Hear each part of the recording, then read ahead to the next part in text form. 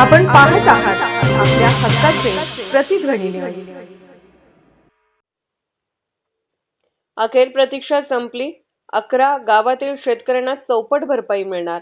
आमचे जयसिंगपूर प्रतिनिधी हुसेन शेख कळवतात की रत्नागिरी ते नागपूर राष्ट्रीय महामार्ग NH 166 प्रकल्पासाठी जमीन संपादनाच्या मुद्द्यावरून गेली अनेक वर्षे रखडलेले काम अखेर मार्गी लागले असून या प्रकल्पामुळे बाधित 11 गावातील शेतकऱ्यांना त्यांच्या हक्काची चौपट भरपाई लवकरच मिळणार आहे।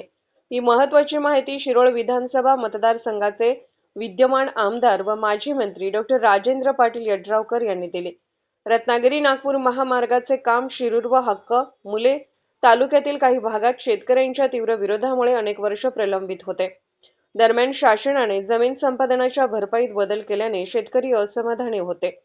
शेतकऱ्यांनी वारंवार आंदोलने, मोर्चे तसेच उपोषणे करून आपल्या मागण्या लावून धरल्या होत्या।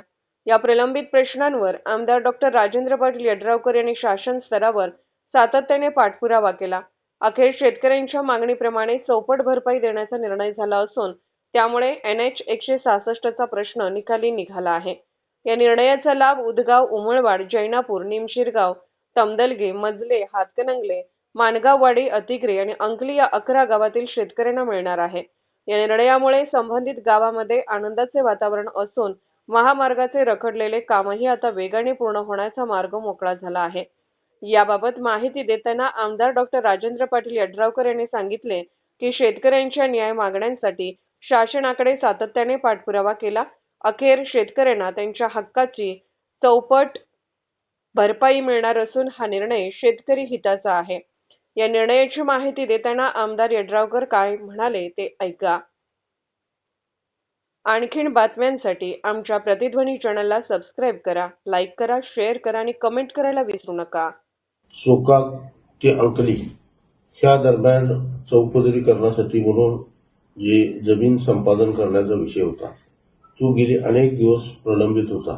कारण चोकाकच्या अगोदरचे जे लोक होते त्यांना तिकडच्या बाजूच्या लोकांना ही दाम चौपट दर मिळालेला होता आणि मधल्या जे तिथनं पुढच्या अंकलीच्या पुढच्या लोकांनाही दाम चौपट दर मिळालेला होता।